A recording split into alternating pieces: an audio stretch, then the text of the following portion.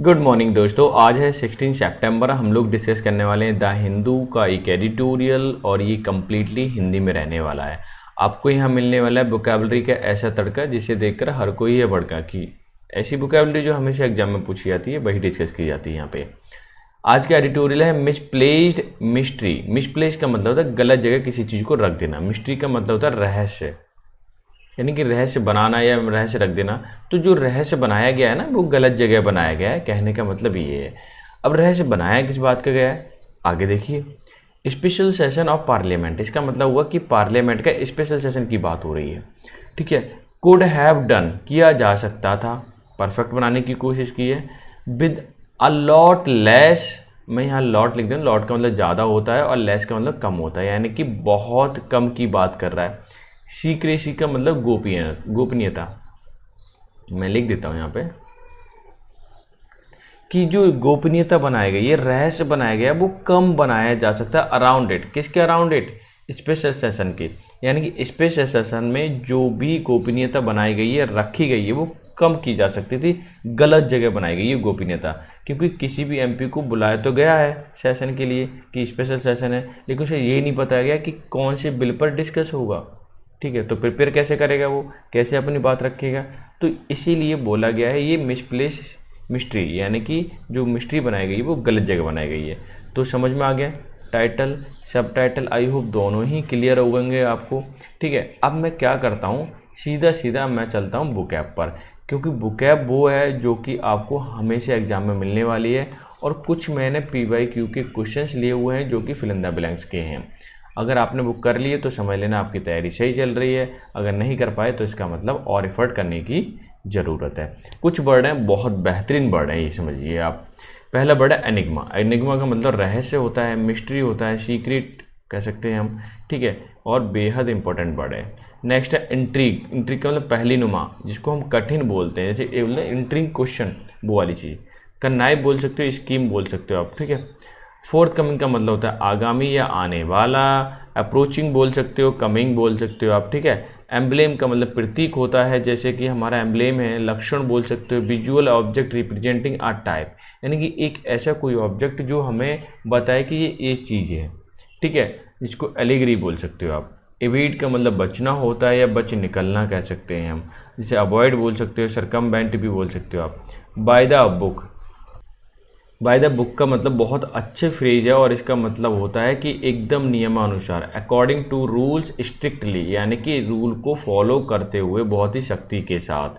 ठीक है, कन्वीन का मतलब होता है आयोजित करना किसी की सभा या वगैरह। ठीक है, इस तरह से कॉल टुगेदर या कन्वोक भी आप बोल सकते हैं। स्पेकुलेट का मतलब अनुमान लगाना होता है। कंटेम्पलेट होता है। मेडिएटेड होता है, यानी कि विचार करना, अनुमान लगाना, सोचना। ठीक है, वो चीज़। तो ये जो बुकैब है सारे के सारे वर्ड आए हुए हैं इसको छोड़ करके। ठीक है, ये एक नया शब्द है और हो सकता है आपके एग्जाम में पूछ लिए जाए। ठीक है, तो ये सारे बेहद इंपॉर्टेंट वर्ड देखिए। ये ठीक है, ये जो आए हुए हैं वो मैंने सारे टिक कर दिए हैं। ठीक है, दो वर्ड हैं जो नहीं आए हुए हैं, ठीक है, तो वो भी पूछे जा सकते हैं, तो आप इसे तैयार करके चलें। ठीक है, दूसरी बात, वीडियो अगर अच्छी लग रही है तो लाइक कर दें, आप अच्छी नहीं लग रही है तो डिसलाइक भी कर सकते हैं। शेयर तो कर ही दें यार, क्योंकि रीच नहीं पहुंच रही, और रीच नहीं पहुंच रही तो मेरा मन नहीं करता करने का। ठीक है, तो आपसे इतना है कि आप थोड़ा सा प्रयास कर दें, अच्छा लगेगा मुझे भी। क्वेश्चन है हमारा, अगर PYQ के ले लूँ, ये सन 2023 के प्री में जो जुलाई में हुआ था ना पेपर, उसका क्वेश्चन है। क्या कह रहा है? The company was engage in spurious trade and practices. Trade का मतलब बिजनेस होता है, प्रैक्टिसेस का मतलब जानते हो किसी काम को करना होता है, स्पूरियस का मतलब है गलत, क्या करना, गलत काम करना कोई। ठीक है, अब सुनिए, स्पेशियस का मतलब ज़्यादा जगह के लिए आता है। फ्रॉडुलेंट का मतलब होता है किसी को धोखा देना या गलत काम करना। ठीक है, धोखा देना आप बोल सकते हो। इफेक्टिव मतलब असरदार होता है। ट्रेंडी मतलब जो प्रचलन में हो, क्या हो, क्लियर है। तो ऑप्शन नंबर जाहिर से ज़्यादा फ्रॉडुलेंट होगा ही इसमें, क्योंकि संदिग्ध या फिर आपका जो गलत करे उसको बोलते हैं। ठीक है, तो ऑप्शन नंबर आपका, ये अंडरलाइन का मीनिंग पूछा गया था डायरेक्टली। ठीक है, ये क्वेश्चन ले लिया है। अब मैं फिल इन द ब्लैंक्स ले लेता हूँ कुछ। आगे इन्होंने बोला है कि सिटी हैज़ बीन, ठीक है, since her painting won first prize. देखो हैज़ बीन जब भी आ जाए तो तुम्हारे दिमाग में ये बात आनी चाहिए, या तो ये पैसिव में बना होगा या परफेक्ट कॉन्टिन्यूस टेंस होगा। तो देखो परफेक्ट कॉन्टिन्यूस टेंस है क्योंकि सिंस का भी यूज हुआ है, और देखिए आईएनजी हम में लगे हुए हैं ऑप्शन में, ठीक है। अब बात आती है कि इसमें कौन सा भरा जाएगा, तो सेंस से समझने की कोशिश करें कि sweetie has been since her painting won का मतलब जीतना, फर्स्ट प्राइज। जब से उसकी पेंटिंग ने क्या जीता है, फर्स्ट प्राइज जीता है, तब से वो क्या है, बहुत ही ज़्यादा खुश होगी। ओबियसली यही तो मीनिंग हो सकता है। तो वॉकिंग ऑन द एयर का मतलब होता है कि फूले ना समाना, क्या करना, फूले ना समाना, या फिर हम बोल सकते हैं फील एक्सट्रीम हैप्पीनेस, ठीक है, आप ऐसा बोल सकते हैं, या फिर बोल सकते हैं फूले ना समाना,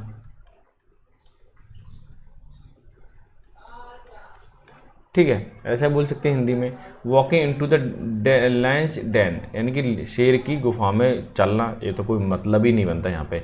एक्सेल का मतलब होता है कवर, यानी कि जो एक्सेल होता है ना, ऊपर का कवर होता है, आउटर लेयर जिसको बोलते हैं हम, वाइट वाली, ठीक है, उसकी बात कर रहा है। तो वॉकिंग ऑन आउटर शेयर, तो इसका भी कोई मीनिंग नहीं है। Waiting in the bench, group में इंतजार करना है, ठीक है, जिस समूह में हो आप, तो उसका भी कोई मीनिंग नहीं है। सेंसफुल अगर बात करें तो वो फर्स्ट वर्ड ही है, फर्स्ट ऑप्शन ही है, तो that is your answer. Clear है, आप आसानी से कर सकते हो इसे अगर आपको थोड़ी सी भी नॉलेज है, पढ़ा है तो। I will just sum figure for comparison, मैं कुछ फिगर को मैं ले रहा था या समझने की कोशिश कर रहा था, जिससे कि क्या कर सकूँ, कंपेरिजन कर सकूँ, ठीक है। ये आप ये भी बोल सकते हो कि किसी का उल्लेख करना है, बताना, ठीक है, या अंडरस्टैंड करना। सीट का कोई मीनिंग नहीं होता है, ठीक है, और ये नाउन फॉर्म में कोई नहीं है। और साइट का मतलब होता है जो हमेशा पूछा जाता है, दृश्य, या फिर कोई जो नज़ारा आपको समझ आ रहा है। और ये साइट का मतलब होता है आपका किसी को उल्लेख करना, मैं यहाँ लिख देता हूँ। और ये वाली जो साइट है ना, इसका मतलब होता है लोकेशन, कि किसी जगह पर, ठीक है, लोकेशन या प्लेस बोल सकते हो आप। अब इन तीनों साइटों का मतलब हो गया। तो I will just cite some figure for comparison, मैं किसी का उल्लेख कर रहा था, एग्जांपल दे रहा था, बता रहा था कि ये फिगर है और इसका कंपैरिजन हम कैसे करेंगे। तो ऑप्शन नंबर थर्ड ही आपका परफेक्ट आंसर होगा, और इसमें कोई भी नहीं है, ठीक है। तो आपको इस चीज़ का ध्यान रखना है। She was wearing a new outfit, outfit का मतलब कपड़े से है, और इसमें बोला है कि एक्सपेंसिव का एक तरीके से सिनोनिम क्या हो सकता है, ठीक है, एक्सपेंसिव की, या फिर देखिए अगर एक्सपेंसिव नहीं है, इसका एंटोनिम पूछा हुआ, कुछ गल रह गया लिखने के लिए। पहले कॉस्टली देखिए, प्रीमियम देखिए, प्रीशियस देखिए, सबके सबका मतलब होता है कीमती होना, कोई चीज़ महंगी, महंगी लिख देता हूँ, क्या होना, महंगी होना। तो जाहिर सी बात है तीनों तो हो ही नहीं सकते। अब करना क्या, जब तीनों नहीं हो सकते तो चौथा वाला लगाओ सीधा, वही आंसर होगा। तो यही अप्रोच आपको क्या करना है, पेपर में करना है, ठीक है। अगर तीन एक जैसे हैं तो फोर्थ ऑप्शन तुरंत ही लगाओ, कोई दिक्कत ही नहीं है, परफेक्टली एकदम करेक्ट जाएगा। अगला वाला क्वेश्चन है, he is rich and famous and expects everyone to on him. ध्यान रखना लास्ट में प्रीपोजिशन ऑन दे रखी है, तो हमें कोई ऐसा जो फ्रेज या इडियम जो भी होगा वो इस तरह से अरेंज करना है कि लास्ट में एंड ऑन आ जाए। देखते हैं, पहला है डांस अटेंडेंस ऑन। पहले तो यही देखा, बता देता हूं मैं, डांस ऑन या अपॉन दोनों ही वर्ड आते हैं इसमें, और इसका मतलब होता है हाजिर जवाबी या हाजिरी बजाना, एक तरीके का, क्या बजाना, ड्यूटी करना, हाजिरी बजाना, इस तरह से होता है। अब देखते हैं क्या कह रहा है, ही रिच और फेमस एक्सपेक्ट, वह उम्मीद करता है, क्या करता है, everyone to a dance attendance upon, ठीक आ गया, यानी कि उसकी हाजिरी बजाए, उसके अनुसार काम करे, क्योंकि वो बहुत रिच है, फेमस भी है, और उम्मीद करता है सब मेरे उंगलियों पे नाचें, है ना। तो क्या आएगा, डांस अटेंडेंस, और फर्स्ट ऑप्शन ही क्या हो जाएगा, ऑप्शन करेक्ट एकदम आंसर हो जाएगा। बाकी देख लेते हैं, हालांकि हमने पढ़े नहीं है। Tap dance like a mad, dance करना है पागलपन की तरह। डेड डक, अब मैं लिख देता हूँ यहाँ पे, डेड डक का क्या मतलब होता है, डेड डक, लक मत समझ लेना, एक तो इसका मतलब होता है कि एकदम एकदम बेकार, ठीक है, जो बिल्कुल भी यूजफुल ना हो। Give a song and dance, तो गिव अ सॉन्ग गाना देना या गाना गाना डांस करना, तो ये भी कोई यहाँ पे अकॉर्डिंग टू क्वेश्चन नहीं है, अकॉर्डिंग टू क्वेश्चन है फर्स्ट ऑप्शन, तो डेट इज योर आंसर, ठीक है। तो आई होप सो एकदम क्लियर हो गए होंगे, और आपके कितने क्वेश्चन आपने खुद से किए, यहाँ पे कर लिए थे परफेक्ट। ठीक है, मुझे कमेंट में ज़रूर लिख के दें आप, क्या आपको एग्जैक्टली पता था, और आज की बुक कैप कैसी लगी ये भी मुझे बताएं। ठीक है, शेयर तो कर दें यार, ठीक है, मज़ा आ जाए, फिर आगे चीज़ें मैं आपको ऐसे देता रहूँगा। मिसप्लेस्ड मिस्ट्री, मैंने मिस्ट्री को गलत जगह इन्होंने बना दिया है स्पेशल सेशन ऑफ पार्लियामेंट के दौरान। ठीक है, कुड हैव ये किया जा सकता था विद अ लॉट लेस, में बहुत सारी जो सीक्रेसी इन्होंने बनाई है उसको कम किया जा सकता, बहुत कम किया जा सकता था। अराउंड इट का मतलब अभी हमारे स्पेशल सेशन के दौरान। ठीक है, तो जो सीक्रेसी बनाई है, गोपनीयता बनाई है ना स्पेशल सेशन बनाने को, तो वो कम की जा सकती थी गोपनीयता। ठीक है, अब ये है क्या मैटर, अब मैं सेशन कह रहा हूँ कि सेंटेंस को हाईलाइट कर देता हूँ। ठीक है, एक क्लॉज हो गया, हमारा सेंटेंस यहाँ तक आ रहा है। ये कहना क्या चाह रहा है, ये देखिए कि the government appears eager to keep some enigma around the 5-day special session of parliament. ये क्लॉज यहाँ तक हो गया, पहले यहीं तक समझ लीजिए कि गवर्नमेंट अपीयर्स मतलब दिखाई देती है, कैसी, ईगर उत्सुक, टू कीप सम एनिग्मा, एनिमिका मतलब होता है रहस्य, कि कोई रहस्य बनाए हुए या बनाते हुए या गोपनीयता रखते हुए प्रतीत होती है क्या, गवर्नमेंट। प्रेजेंट इंडेफिनिट है, सब्जेक्ट आपका सिंगुलर है तो वो भी आपकी सिंगुलर है, कोई दिक्कत नहीं है। ठीक है, आगे देखिए अराउंड 5-day स्पेशल सेशन, लगभग 5 दिन का सेशन है। ठीक है, क्लियर है, पार्लियामेंट का। सेट टू बिगिन, जो शुरू होने वाला है फ्रॉम September 18, यानी 18 सितंबर से स्टार्ट होने वाला है ये स्पेशल सेशन। ये 5 दिन चलेगा। ठीक है, क्यों बुलाया गया किसी को कुछ नहीं पता, आगे आपको पता चल जाएगा अभी जब एडिटोरियल पढ़ोगे आप। तो आगे देखिए इसमें मैंने क्या किया, आपका यहाँ तक सेंटेंस है। ठीक है, आगे देखिए इन्होंने बोला है कि ओपोजिशन पार्टी, जितनी भी ओपोजिशन पार्टीज हैं, हैड यानी कि past perfect tense, had a point, या फिर हम पास्ट परफेक्ट बोलें या पास्ट का सिंपल पास्ट बोल दें, क्यों, क्योंकि इन्होंने रखने के सेंस में यूज किया हुआ है। ठीक है, तो position parties had a point, उनके पास एक मुद्दा है, एक पॉइंट है, क्या, व्हेन दे कंप्लेन, जब वो क्या करेंगे, कंप्लेन करेंगे, that government did not consult them, कि गवर्नमेंट ने उनसे पहले कंसल्ट ही नहीं किया, before the calling the special session, यानी कि कभी भी स्पेशल सेशन बुलाया जाता है ना तो पहले बताया जाता है अपोजिशन पार्टी को, लेकिन इस बार गवर्नमेंट ने क्या नहीं किया, डिड नॉट कंसल्ट, पास्ट में लिखा है। ठीक है, डिड नॉट के बाद हमेशा वर्ब की फर्स्ट फॉर्म आती है। दैम का मतलब दैम आपको ओपोजिशन पार्टीज़ के लिए है कि ओपोजिशन पार्टी के जितने भी मेंबर थे उनसे कंसल्ट ही नहीं किया गवर्नमेंट ने और स्पेशल सेशन बुला लिया। ठीक है, चलो बुला भी लिया तो ये तो बता देते कि मैटर क्या है, कौन से बिल पर डिस्कस किया जाएगा। ठीक है, वो चीज़ है। आगे वाला सेंटेंस में देख लेता हूँ, as in parliamentary bulletin, bulletin का मतलब सूचना एक तरीके से, इशूड, जब सूचना दी गई पार्लियामेंट्री, ठीक है, ऑन September 13, 13 सितंबर को, only the agenda for the opening the day is non, कि जो एजेंडा होगा for the opening day is non, कि जिस दिन ओपन होगा सेशन या चलेगा उसी दिन पता चल जाएगा कि किस पर डिस्कस करना है, क्या करना है। क्लियर है, आगे देख लीजिए। अब मैं सेंटेंस को हाईलाइट कर देता हूँ और आपका जो सेंटेंस है ये थोड़ा सा बड़ा हो सकता है, ये देखिए। ठीक है, अब मैं इसे एक्सप्लेन कर देता हूँ। इन्होंने क्या बोला है कि government has listed, present perfect, उन्होंने सूची बनाई है, the bill that seek to change the appointment process, ऐसा मालूम हो रहा है कि अपॉइंटमेंट प्रोसेस जो किस चीज़ को अपॉइंट किया जाने की बात कर रही है, किए जा रही है, वो of the chief election commissioner, यानी कि मुख्य चुनाव आयुक्त, उनका जो अपॉइंटमेंट होता है किस प्रकार होता है उस पर बदलाव हो रहा है, उस पर मतलब ये चेष्टा की जा रही है कि बदलाव किया जाए उनके अपॉइंटमेंट प्रोसेस में, कि जो जिस तरह से चुना जाता है ना उन्हें, उस प्रक्रिया में बदला जाए। एंड इलेक्शन कमिश्नर, और जो इलेक्शन कमिश्नर होते हैं उनको भी बदलने का प्रोसेस चेंज किया जाएगा, या उनका जो अपॉइंटमेंट करने का जो प्रोसेस है वो चेंज किया जाएगा।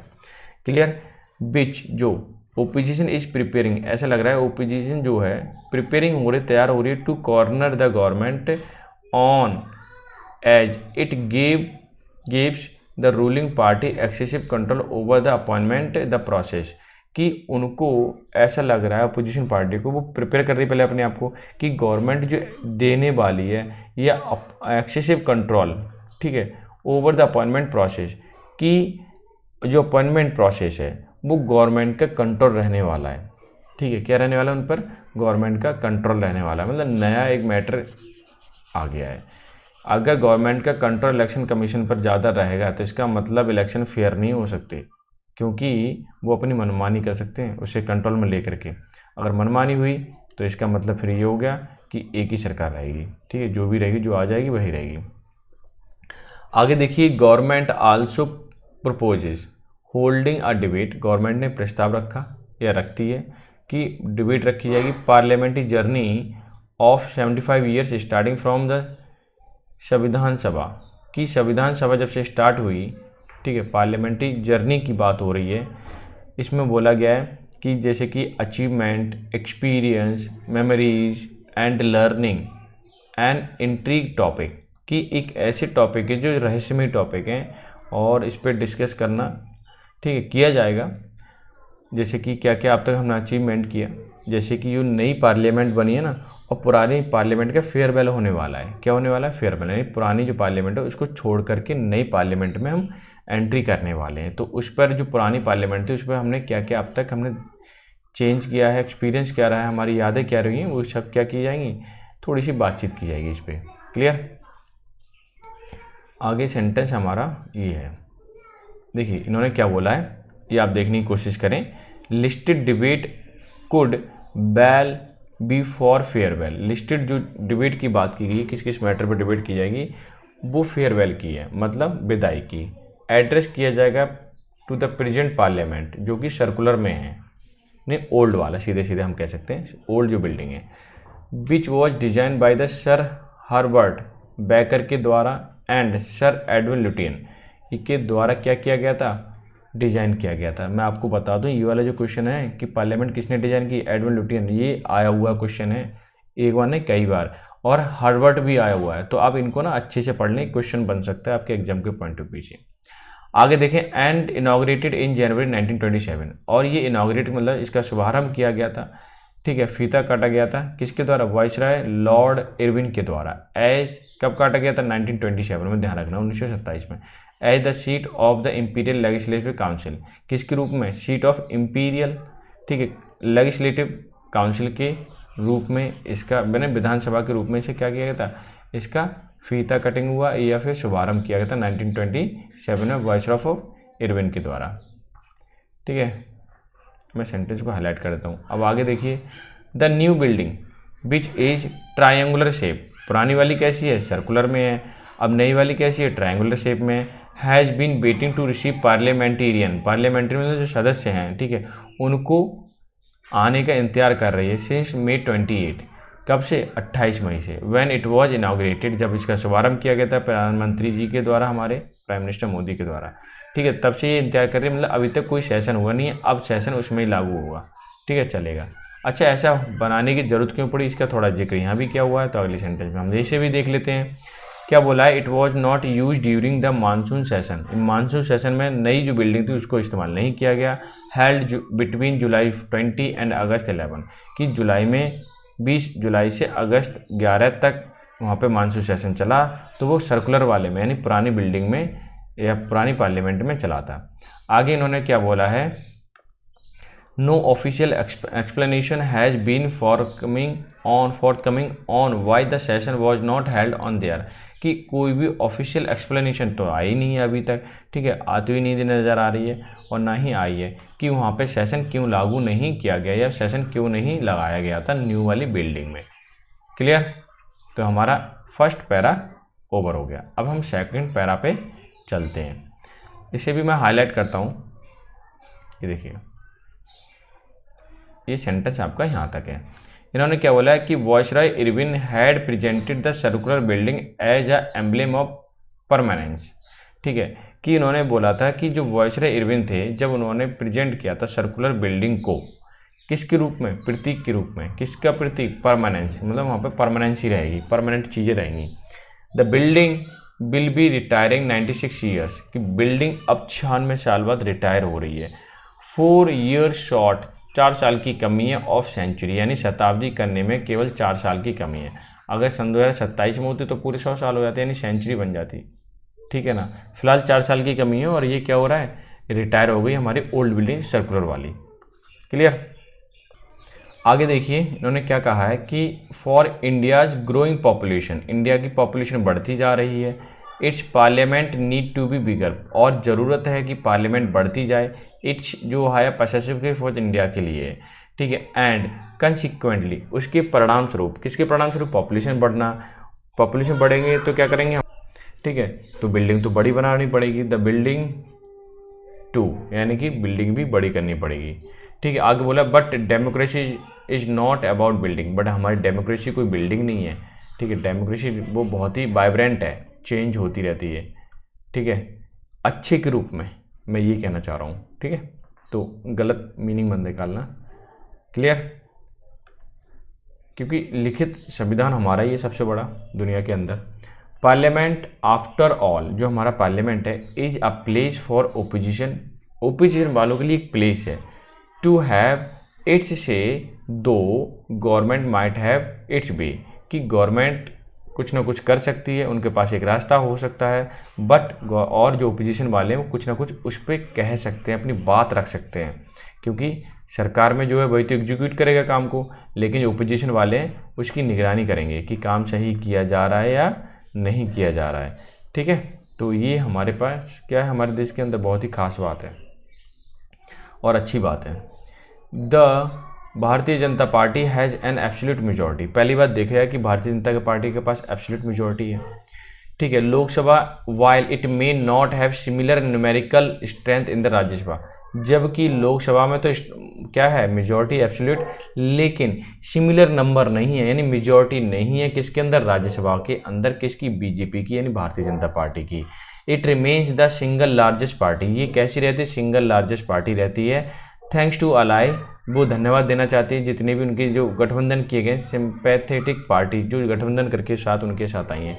No government bill has been installed, कोई भी गवर्नमेंट का बिल जो है इंस्टॉल नहीं किया जाता, here for want to majority, कि मेजॉरिटी के बेसिस पे कि अगर वो चाहें तो अपना बिल पास करवा सकते हैं, ऐसा नहीं है, अपनी मनमर्जी कहने का मतलब चला सकते हैं, ऐसा कुछ नहीं है, लेकिन जो सहयोग करते हैं उनके लिए थैंक, क्लियर है। आगे इन्होंने क्या बोला है, स्टिल अभी भी गवर्नमेंट इबिट्स, बचना चाहती है पार्लियामेंट्री स्क्रूटनी की वजह से, यानी जांच पड़ताल, स्क्रूटनी मतलब जांच, ठीक है, and gives no priority to taking opposition into confidence, scrutiny के लिए तो मतलब कोई काम किया उन्होंने और ओपोजिशन चाहते हैं कि उस पर जांच पड़ताल की जाए, उससे वो बचना चाहती है, लेकिन प्रायोरिटी बिल्कुल नहीं देती है किसको, ओपोजिशन पार्टी को कॉन्फिडेंस में लेने के लिए, यानी कि वो सरकार मेजॉरिटी की है, इसलिए जो फिलहाल की गवर्नमेंट है बीजेपी की, वो ओपोजिशन पार्टी को कॉन्फिडेंस में नहीं लेती है, ठीक है, और अपने हिसाब से काम करती है, क्लियर, क्योंकि मेजॉरिटी है इनके पास।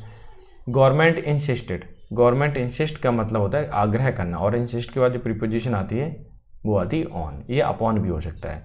That is going by the book, कि गवर्नमेंट इंसिस्ट करती है कि सब कुछ क्या होना चाहिए, रूल के मुताबिक होना चाहिए, बाय द बुक का मतलब according to rule, strictly follow करना, ठीक है।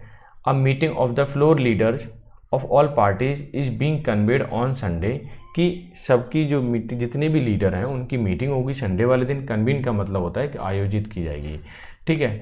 आगे ठीक है, आयोजित की जा रही है, ठीक है, क्योंकि पैसे में बना हुआ कॉन्टिन्यूस वाला, इज बीइंग कन्वीन, ठीक है, just 31 hour before the session begin, कि सेशन जब स्टार्ट होगा ना उससे 31 घंटे पहले क्या किया जाएगा, एक जितने भी नेता हैं उसकी उनकी क्या की जाएगी, मीटिंग की जाएगी, क्लियर है यहाँ पे। अब मैं क्या करता हूँ, ये छोटा सा सेंटेंस है, आपको इसको हाईलाइट करके एक्सप्लेन कर देता हूँ।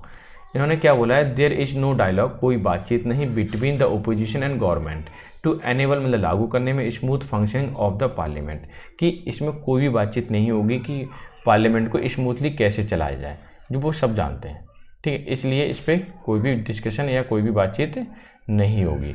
आगे देखिए, changes article 370 were before the parliament on August 5, 2019 without any notice और कंसल्टेशन, कि चेंज किया गया आर्टिकल नंबर 370, यह किया जाता है, ठीक है, बिफोर पार्लियामेंट ऑन अगस्त 5, 2019, कि पार्लियामेंट जैसे स्टार्ट होने वाला था और उस पर कोई नोटिस भी नहीं था, कंसल्टेशन भी नहीं था, उससे पहले इन्होंने क्या किया, ये चेंज कर दिया आर्टिकल 370, ये कश्मीर से रिलेटेड है, ठीक है, पता ही आप स्पेशल, ठीक है, स्पेशल स्टेट के लिए। आगे इन्होंने क्या बोला है, ये आपका यहाँ से सेंटेंस ओवर और एडिटोरियल भी ओवर।